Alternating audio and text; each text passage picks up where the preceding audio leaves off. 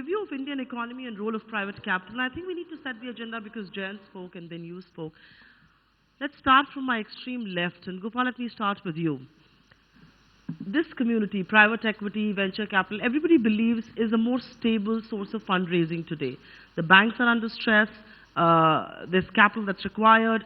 Could you come in handy? That's the big question. But I do want to set the context and ask you, what is the view of this community as far as Indian economy is concerned? And let's put a timeline to this. 3 years of this government, what's your view on the Indian economy right now? There's reality and there's perception. Indeed. And if you ask me, in terms of reality, it's been a very good 3 years. Tremendous amount of reforms in terms of tax, maybe about a dozen changes as far as our industry is concerned. The sunset that has taken place of the foreign zero tax destinations and basically getting people to pool in India in terms of the AIF structures. I think those have been very, very positive developments. I think the perception in terms of the business reality of the business, because we are basically vicarious to how businesses operate, I think has not been as positive. But as so succinctly put, I think, by one of the questionnaires in the audience, I think it was basically saying that all foreign investors see India as this most amazing destination. MNCs see it as the most amazing destination. We write any check they need to come to India. I think Indian business, perhaps we've seen so many ups and downs. We just need to see a little bit more optimism because everybody else is seeing it and the reality is changing. So I feel you will see this year a lot more positive perceptions as well as investments. You want to come in on how are you mapping this economy, and would you also want to take as a follow-up question, why this divergence in perception and reality? I mean, one of the factors is that people would want to see so much more optimism, and before they do, they will not change their minds. But you'd want to put your finger to any other factors at this stage? I think Minister as well said that the old economy companies are dealing with their own wounds. So they are not back in the market to raise fresh money. And we are banking on new opportunities to really use the capital. And I think that those opportunities don't require the kind of capital that some of the existing players and the infrastructure can really consume. So in terms of numbers, these are more tepid. But I think that the opportunity space will expand in ways that we are not imagining at this point. So in India still, more than 50% of our top 200 companies listed on NSE is held by families. That's right. I think that a good 50% of it will come into play in the next 10 to 20 years. I mean, I'm giving a long range because it's a big structural change that this industry will bet on. And that would create momentums that we haven't seen. That's a new dimension to this discussion. I thought I'll take it up a little further, the areas of opportunity, but you want to take it head on right away. The kind of opportunities that one will see, how would you map that? Yeah, so just to step back a little bit, I think, the reason I showed the graph on, or the chart on what's happening across the region is that I personally believe that, while one can look back on the last couple of years and look at the amount of money that's been invested, I personally believe that we are at the beginning of a journey. We were at the beginning of a journey in 2006. A lot of money got invested, then we went through a little bit of a decline, and then we're coming back up. I completely agree with, Renuka's sentiment that I think we're going to see a lot of structural shifts in the economy. The one thing that I've always been waiting for is, the conglomerates to go through some level of portfolio rationalization that will throw up some opportunities for private equity to have a play. That has not happened. I can't tell you when that's going to happen, but I'm pretty convinced that it has to happen. For these conglomerates to become more competitive in the businesses they're in, they're going to have to pick their spots. So I do believe that that will happen and that will be an opportunity. But in general, there is a significant secular, I would say, growth in the economy that represents opportunities that I think we will see happening across sectors. You want to comment on the fact that for far too long, if you look at companies in India or people who are seeking capital, have relied on tax cuts, have relied on, the government being an enabler and all of that. So I'm going to talk about that in just a bit. But is it time that they need to brush up their own abilities to attract this kind of private capital that we are referring to? No, I agree. Tax should not be the anchor for any play. In fact, touching upon demonetization in that same context, while in the short term it does cause certain disruptions, I think long term it's good for us as private equity investors, institutional investors, because we all want to invest into companies which are tax compliant, play by the rules, and we do invest in such companies. So it levels the playing field. It brings more companies into the formal investable universe for us. Which is very important because these swings of sentiment where you have more capital coming in but the investable universe doesn't grow doesn't help because it just creates blips. So in fact, on your point about animal spirits also, I think it needs to be seen in the context of one, the fact that the global economy today is quite subdued. So in that context, India's growing at around 7%. It may not be the highest growth rates achieved in the last decade, but it's in the context of a slow global economy. I think in that, and there are certain sectors where growth is very high. I think the minister spoke about 20% growth in aviation, which are tremendous numbers. So, but going back to your point about tax, obviously, we don't look towards backing companies where tax is their sort of principal play or arbitrage. The business needs to be fundamentally strong with strong management, and that's what creates sustainable companies. Indeed. Talking about opportunities, what are these structural changes that some of the panelists are referring to that Indian economy is poised for and is going to perhaps pave the way for investment?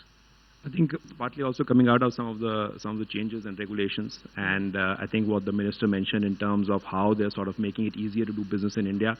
I think clearly we are noticing all the commitments sort of playing out.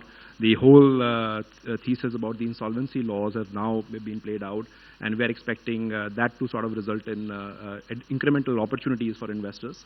Also, I would say that we have noticed over the last 12 to 18 months that corporate buyer activity, particularly international corporate buyer activity in India, has sort of been going up. There are much more inquiries than there have been over the periods, and I think that makes immense sense from an exit point of view, from a private equity standpoint, because there are almost still 2,000 companies which haven't gone through a second round of funding. So some of those will find exits, some of those will find secondaries. But I think the big thing has been that I think over the last 2 years, I think a number of changes have happened which have been business friendly. All right, number of changes that have been business friendly, and I'm going to talk about the role of the government in just a bit. But Gopal, let me pick up your brains on this. I think Sri mentioned that how. Let's just talk about the investment environment right now. You mentioned India is not a cheap valuation market. You've got to be an aggressive player here. If you're new to this game, brace yourself up. You almost set the stage for how you should be doing deals here. But Gopal, if I may ask you, are valuations a little more realistic today than they have been in the past? I mean, people believe, yes, Indian markets have been very steady. We've seen some correction, at least in the listed entities. But are valuations far more realistic? Because the one big complaint that most investors have about India is valuations are not a reflection of reality.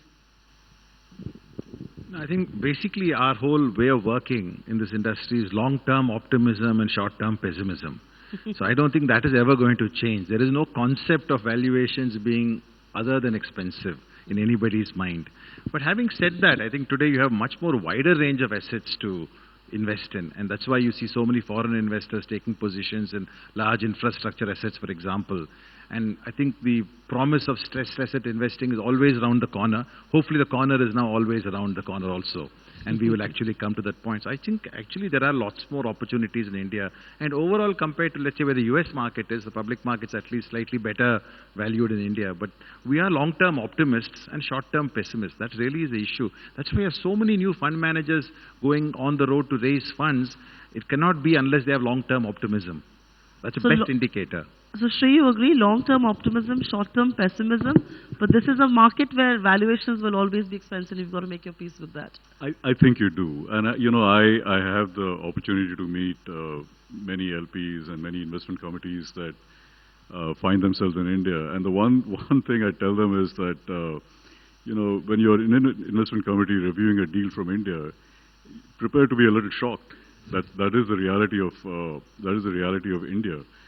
But you also have to take into account the fact that what you're seeing in terms of the deal represents the opportunity of where India is. When you look at the penetration curve of whatever sector you might look at, there is a significant opportunity in pretty much every sector, maybe except for telecom, for obvious reasons. But pretty much every sector. So there is a significant amount of growth along, the penetration curve for different services, products, and so on. And that's what you're betting behind. That's what you're betting behind. Now that you're talking about specific opportunities, let me pick your brains on this, Renika. What are the specific investment opportunities that people like yourselves see? I mean, for long India has been this consumption market, but many people believe that consumption has to grow manyfold. Some of that has been delayed, of course, due to demonetization, if not killed. But if I may ask you, what are the exact investment opportunities? I mean, everybody says there's this huge infra deficit, and infra is this big opportunity. Do you really believe that is as big an opportunity as we make it out to be, or does it really require the kind of investments that only perhaps government can do and is taking the lead on? Yeah. So, speaking specifically about multiples, That's right. we don't invest in infra at all. True. And I definitely think that there's much more bolstering of availability of debt and probably some government intervention in terms of protecting international investors on currency depreciation, which can bring about a big change in the availability of capital. There is plenty of capital at fairly affordable rates available overseas, which is waiting to come to India. And I completely agree with all the other panelists that the optimism, long-term optimism is indeed very high. But I think that the currency depreciation and the huge volatility that it goes through Right. is a significant dampener. Coming to your question about what are the new opportunities, I think even in the consumption sector, there is a lot of disruption. Whether we take BFSI, which is the most popular sector per Shri, and that is indeed a fact, or technology, or healthcare. You take any of the consumption sectors, media, entertainment, there is a lot of disruption arising out of technology and out of new business models, which gives us a big opportunity for investing. The other area which I would like to see a lot of money coming in is in fixing the stress assets. Even in multiples, we are making our humble effort to look for opportunities in stress assets. From a number perspective, if we look at the NPAs in the banking sector, many of which are with companies which require last mile capital, it can be a big opportunity. But I think the banking sector has still not found the solution on how to determine a realizable market value on their assets. But there is a lot of debt products that have come in, so that's the silver lining. And once we come to terms with how we are going to discover the realizable value, I think a lot of equity money combined with the mezzanine money can provide interesting investing opportunities in stress assets. I was going to take up banks next, but I'll just direct this question to you. She's outlined some of the areas that interest private equity and venture capital in that sense in India. You want to add to that list? I'll focus a bit more on the traditional sectors to add to that. So, for example, we are also not investors in infrastructure, but we're investors in infrastructure EPC company. It's a services company. And I think given the significant government spend in infrastructure, what is happening is that there is new orders to be taken. It's a benign competitive environment because a lot of the EPC players have the balance sheets over leveraged. So the company's order book has more than doubled in a very short period of time. We also invested in an auto component company. I think Shri made the point about manufacturing earlier. If you look at the total number of vehicles manufactured in India between two-wheelers and four-wheelers, it's close to about 20 million vehicles. It's become a very large market. And not just a large market, but it's also become a hub for the small car industry. So we are finding a lot of growth in the auto component space. So there are certain traditional sectors as well, in addition to new emerging sectors where we are seeing lots of opportunities. Obviously, there are emerging sectors from technology, for example. Uber has, of course, transformed the taxi industry to, media itself. There's a lot of growth given digitization happening in the industry. So there are a whole bunch of opportunities. One has to find the right quality companies and at the right valuations to your point about valuations. I'm getting a fair sense of what are the opportunities, more new age here and more traditional here. Let's just turn focus to the government. I mean, of course, the government wants us to believe, and at least the pitch so far is, and dispute me if I'm wrong, that we want to be enablers. We don't want to be allocators of fund and capital going forward. Is that a reality, really? I mean, can that be pragmatically possible? Can government just be an enabler? Because, I mean, look at infrastructure. Two people on my panel say, we keep our hands off infra because, I mean, A, the deficit is so huge, and, you know, B, we don't want to burn our fingers, so to say, with that space. Can this euphemism be true at all? Can government just be an enabler and not an allocator of capital? Well, that's a tough question to answer, but you know, I think it's also a question of times. I mean, if you were to go back in 2008, 9, 10, and talk to investors in this room, they would say that infrastructure is not a sector for us to invest in. It's a sector for the government to be putting money in, and we should not be putting any money in there. I think once you feel that the buoyancy is back in the system, then you feel encouraged to start investing in the sector back again. And you might take baby steps. I mean, you may not start by sort of putting a lot of your capital allocation into infra assets. Maybe you start with doing EPC, something which is more on the infra services side. And then as you get confidence in the government and, you know, you look at your horizon for the next 6 to 7 years, and you feel confident that you can enter and exit, then it actually gives, and different pools of capital, which possibly have a different return expectation as well. Then you get the confidence to start investing in them. So I think it's a question of what time you ask that question. I think that you'll have a different answer. Okay, it was a tough question. I think I got some part of that answer. Gopal, you want to come in on this point about banks being under stress and there's still such requirement of capital. Can this funding class be that vital option at all? It's a question I wish I knew the answer to. But fundamentally, if you just look at a simple data point of last year and look at the number of financial services companies that came in and either got private funding or got listed in IPOs and were based upon backing by private equity, the answer is yes. It's a very resounding yes, whether it's RBL, whether it's the small finance banks that came into the market, all of them are coming across venture capital private equity funding. So you do believe, Sri, here that this can be a source or an alternate source of funds when banks are choked and not lending at all? And for, of course, reasons outside of what we've discussed. Yeah, so we actually, when you look at the data, both in terms of, you know, amount of money that's gone into BFSI plus the exits, in both you've seen that actually BFSI leads the sector mix. And so in terms of private capital going into the private sector of banking, we've seen that happen. I think if the implication of your question is, you know, can private capital make a difference to the public sector banks? I think we have a long way to go.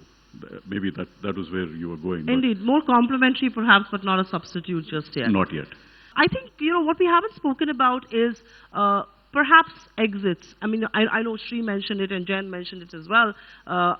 But exits in India have always been a tricky issue. Our track record hasn't been very good. But does recovery in primary market that we've seen, does it augur well for exits? And what sort of a role do you see for yourselves, or for that matter, the investees in smoothing the process? I personally don't think exits is a key challenge. It may have been a challenge for some investments made in, say, the 2007-8 vintage, not because exits were not available, because those investments were probably made at very high valuations and you know, were struggling for an exit. I think there is, in addition to the IPO market, which is also always open for high quality companies, there is plenty of demand from foreign strategic investors. We all spoke about and heard about FDI earlier. There is plenty of demand from the $8-9 billion of dry powder that private equity has for secondary deals.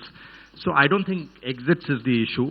If at all, it's about finding good quality businesses, high growth, good management teams, and at the right price.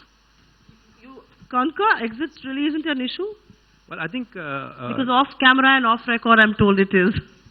Well, I think that if you look at certain sectors, I think if you look at the infrastructure sector, I think it is an issue. It has been an issue in the past. I mean, if you look at the consumer and, you know, the fintech areas, etc., I don't think, you know, there have been many instances. Of course, there have been issues with, you know, how the private equity and the managements have gone in some cases, and there have been disputes in others. But if you look at otherwise, I would say possibly infrastructure is one area where because of long holding periods and because of the slowdown in the economy for three to 4 years, exits have become a real problem. I would say that even manufacturing now, for instance, the Sigma deal which got done last year, I mean, it had been in the works for a very long time. So, stuff like that is actually coming back. So I would say it's localized to certain sectors. Otherwise, I think the exit activity at this point in time, and $41 billion in the last 4 to 5 years is pretty good to my mind. Renuka, you want to take that? You've got your skin in this game as far as exits are concerned.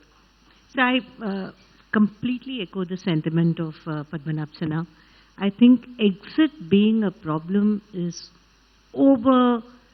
estimated and overstated in this country. If we take away the vintage issue and the infrastructure issue, exits haven't been a problem at all. And in fact, people disbelieve when we show our exit track record. In ICICI Venture, I inherited over 150 companies. And in more than 125 companies, we got exit. So high entry valuation has been a big deterrent, which is a vintage issue.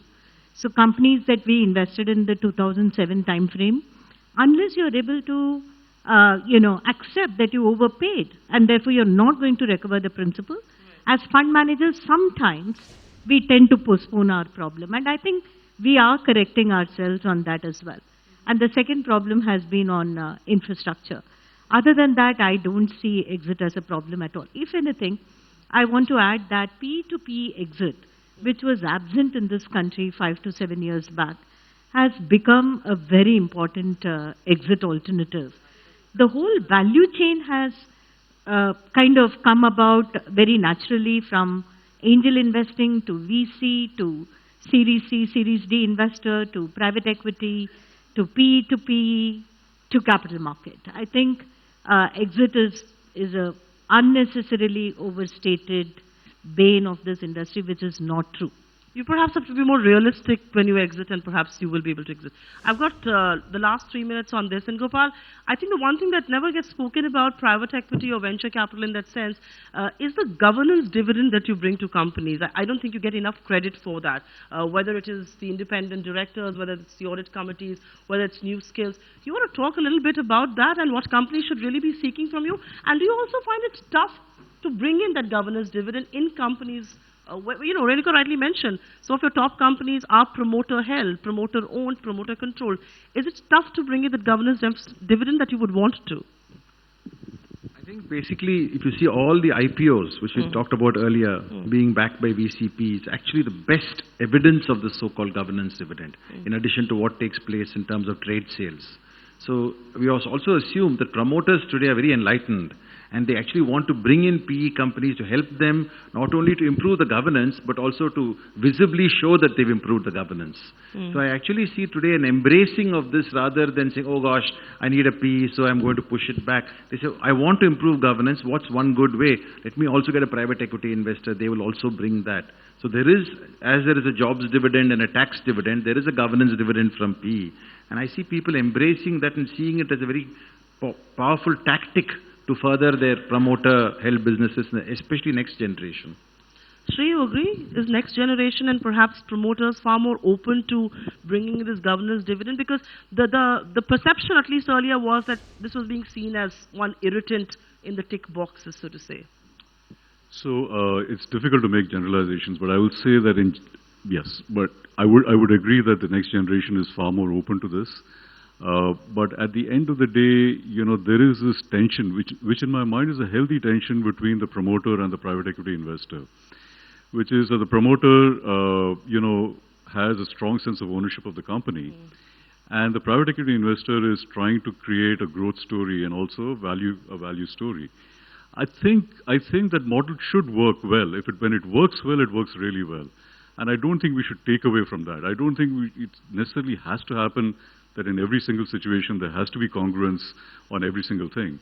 But as far as the openness to governance and best practice in governance is concerned, yes, I think there is certainly far more openness now than there was maybe 10 years ago.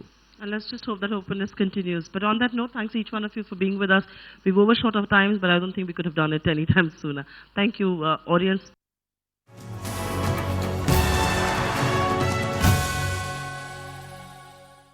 Find us on Facebook at facebook.com/ETNow and don't forget to click the like button. You can also follow us on Twitter at ETNowLive. To stay updated with all our programming, hit the subscribe button on our YouTube channel by logging on to youtube.com/user/ETNow.